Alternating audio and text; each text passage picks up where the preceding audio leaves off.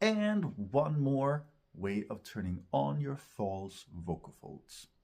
So I will not be doing it with you, but you can also try to do it as a mental image as I will be doing now, okay?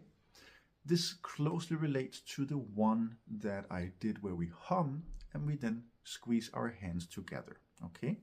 In this case, I would rather see you go up to a wall, and I want you to very gentle, again, figure out how much do I need to push the wall for my hum to be very nice, stable, and nice sounding, okay?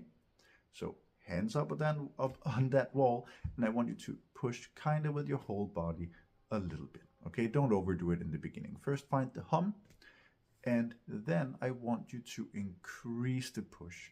Increase it until the false vocal folds turn on, okay? So I will have my imaginary wall with you. So we basically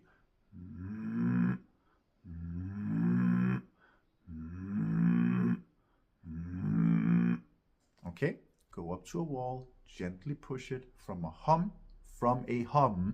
and then add more and more push until the false vocal folds turn on.